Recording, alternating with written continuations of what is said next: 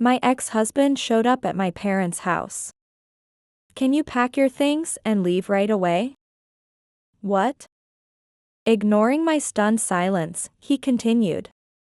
My wife is pregnant. I mean, your sister. Yes, my ex-husband left me for my sister 5 years ago. For the sake of the child that's coming, I want to create a good educational environment. We can make much better use of this house than you ever could. Especially since you'll probably stay single forever. No one needs a barren woman like you. Understand? Stop fussing and just leave. I sighed and shook my head. No way. What? You really should. Don't you know? Who lives in this house now? Right after that, as a large figure appeared behind me, he turned pale and started shaking. Why? My name is Mandy. I am a 35-year-old office worker. Fortunately, I seem to be somewhat respected at work. And am doing fairly well in terms of promotions among my peers. Although I am now living a stable life, it has been full of ups and downs. One of the major events in recent years was undoubtedly my divorce. The reason was my partner's infidelity. 5 years ago, my ex-husband Fred eloped. His partner was, shockingly, my own sister. Looking back, my sister had always been the type to covet what I had. So her actions were consistent, although outrageously inappropriate.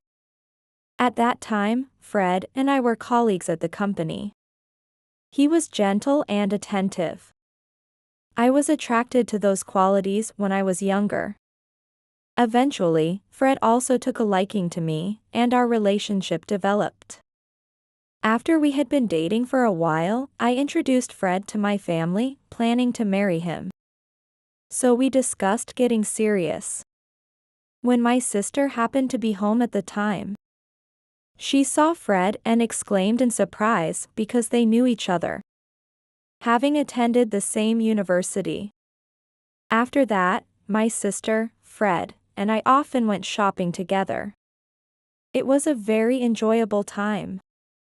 This interaction continued even after Fred and I got married. However, after several such outings, I began to feel uneasy. Fred and my sister would get excited about topics I didn't know about. Or they would start going out just the two of them. Did you go out with my sister yesterday? I wanted to join. Yeah. Maybe next time. Feeling uneasy about that, one day, a colleague from the company where we worked invited me out for a meal. I happily accepted, only to learn a shocking truth.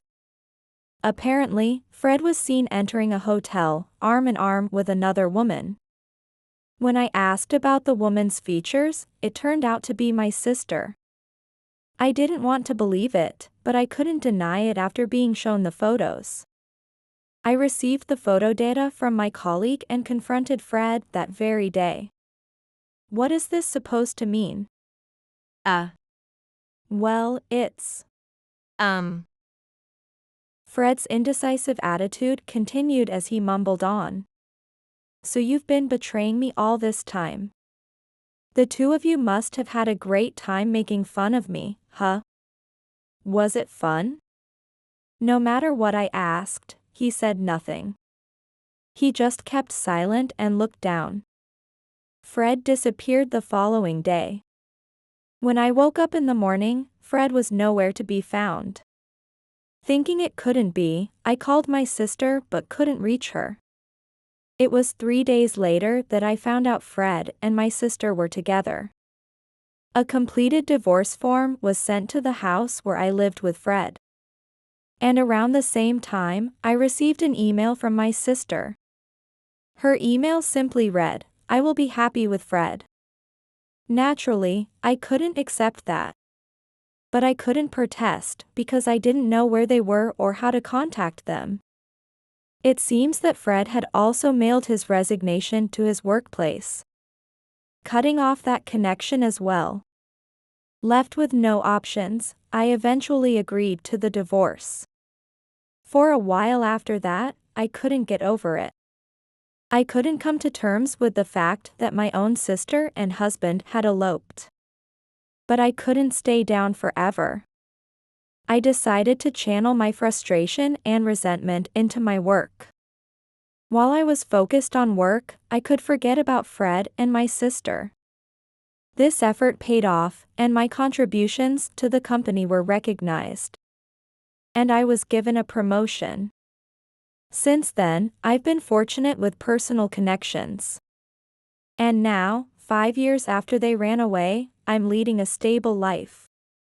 One day, when I was off work and woke up later than usual, I thought I should make breakfast and was getting out of bed when my phone, which was by my pillow, rang.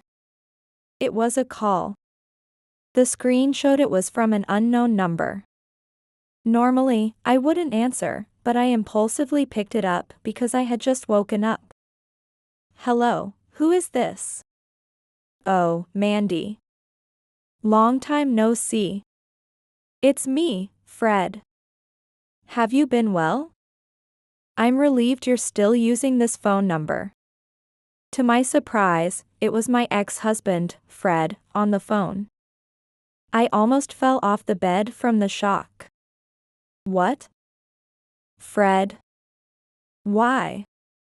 Why? That's cold. We're exes after all. I thought I'd get in touch. Fred laughed as if nothing was wrong, which reminded me of the anger I thought I had forgotten. What do you mean exes? Don't joke around. How dare you contact me so brazenly? What do you want? Now, calm down. You haven't changed a bit. His carefree tone only irritated me more. Sensing this, Fred finally got to the point. Right. You're living in your parents' house now, right? Can you pack up and leave immediately? Your sister and I have decided to live there. I couldn't make sense of it at all. What kind of thought process led to that? Actually, we got married, and we've recently found out about her pregnancy. We want to create a good educational environment for the baby that's coming. Of course, you wouldn't say no, right? After all, I'm being kind by saying this. If you stay in your parents' house forever, you'll never be able to remarry. My head started to ache. I didn't want to hear such nonsense. Indeed, as he said, I had returned to my parents' home. I don't know where he got that information, but it's correct. Yes, I obviously refuse. Why should I have to give up my parents' house for you guys? When I said that, he seemed offended and replied in a harsher tone. Oh, sorry, I was wrong. I guess a 35-year-old infertile woman like you couldn't remarry anyway. When Fred and I were married, I never got pregnant. He must be referring to that, but it was a nasty way to say it. Is that all you wanted to say? I will never give up this house. Then I hung up the phone unilaterally. I didn't want to talk to him anymore. He's too selfish. To think he would try to take the house after eloping through an affair. I hope he gives up now, but who knows what will happen. Several days had passed. That day, I was busy with work from the morning, and I only managed to take a lunch break after 2 p.m. After eating lunch at my favorite diner near work, I was entering the building's entrance to return to the office when I spotted a familiar figure. No way. Why are you here?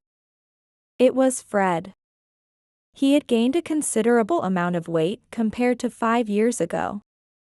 But unmistakably, it was him. I instinctively tried to hide.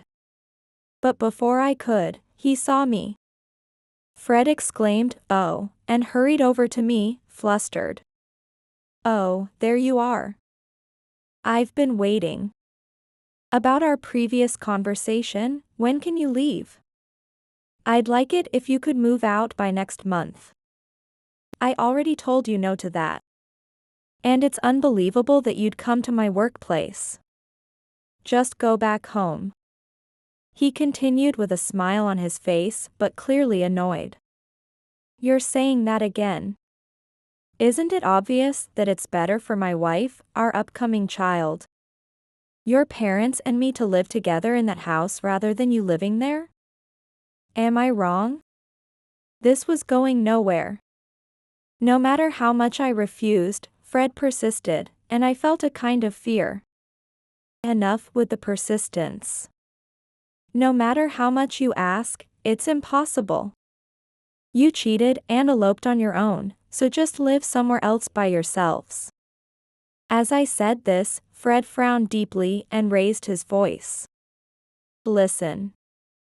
The reason I cheated was because you were infertile. If you had been able to have children, I would never have cheated. It's all your fault. So take responsibility and provide a place to live. I was too stunned to speak. The way he shifted the blame for his infidelity to me was extreme. Are you serious? I have work, so I'm leaving now. Fred looked like he wanted to say more. But he finally noticed the stares from around us and left the entrance with a parting shot. Remember this. I thought this would finally make him give up. However, I was to learn soon that I had underestimated him. A week after Fred visited my workplace. As I was relaxing at home watching TV, the doorbell suddenly rang. I wasn't expecting anyone. Nevertheless, I decided to check the intercom monitor. Standing there were Fred and my sister. I'd had enough. I quickly headed to the front door and opened it forcefully. Hi, Mandy. Is your packing done? I didn't hear from you, so I came here directly. Wow, long time no see, Mandy. You heard from Fred, right? I'm having a baby. I'll let you spoil them once born. I sighed conspicuously. What's wrong? You look tired? Well, it doesn't matter. Listen. It's great that I'm having a baby, but we're out of money. So, we need to stay in this house, okay? She looked up at me pleadingly. Then Fred spoke up. Yeah. I realized recently, this house isn't yours, right? Are your parents around? Let us talk to them. It's their first grandchild, after all. They're bound to accept us. At that, I couldn't help but laugh. To think they didn't know. Why are you laughing? That's rude. Bring Mom and Dad out. What? Do you really not know? They aren't here anymore. Yes. My parents no longer lived in this house. After Fred and I divorced and I returned to my parents' house. They soon gave me this house as a living inheritance. And my parents were now enjoying their retirement in the countryside on my mother's side. So, I am the owner of this house. As I made that fact clear, both my sister and Fred were shocked. Understand? This house is mine. So, I have all the decision rights here. I stated that clearly, yet Fred still insisted on arguing. Then you can keep living here, and we can all live together again. Let's get along like before. Yes, that's a good idea. That's a great idea. It must be lonely for you to live in such a big house all by yourself, right? If we live together, everyone will be happy. Just as I was about to counter their absurd suggestions, I was interrupted by a voice asking, "Is something wrong?" "Oh, it's you. Sorry for the noise. Look, it's my ex-husband and sister I told you about." The voice belonged to my current husband. He was holding my daughter in his arms. He murmured, "I see," and greeted the bewildered Fred and my sister. "Good evening. I am Mandy's husband. And this is our daughter. Isn't she cute?" Fred and my sister were left gaping in shock. They were probably very surprised. The truth is, I had remarried. About a year after divorcing Fred, I met my current husband through a friend's introduction. Things progressed quickly between us, and we got married within 6 months of dating. Soon after, I became pregnant with our daughter. And now I'm managing both work and household duties. My husband helps with housework and childcare, allowing me to progress smoothly in my career without neglect. I hope you understand now that there's no room for you two here. My husband, my daughter, and we are a family of 3 living happily together. What? Mandy, you're not infertile? No way, that can't be true. Fred slumped to the ground, holding his head in despair. What? How can you marry such a handsome man? That's so unfair. As she stamped her feet in frustration, my husband looked down at her with a cold gaze and said, "Given that, please leave. If you approach our family again, we will call the police. Understand?" Frightened by my husband's authority and the mention of a police, Fred and his sister turned pale and fled. After that, they never appeared before me again. Struggling financially, they tried to approach Fred's parents' home. But having been disowned after the elopement scandal 5 years ago, they were quickly rejected. It's only natural. And from what I've heard through mutual friends, Fred hasn't changed and was once again embroiled in an affair, currently facing a divorce crisis. Surprisingly, the reason was shocking. In truth, my sister wasn't even pregnant. It was all a lie to try to get back to the family home. And Fred was unaware of the non-pregnancy, apparently having been deceived as well. Such lies are bound to come out quickly. Although he had eloped with my sister to have children, it became clear she wasn't pregnant, so she became unnecessary for him.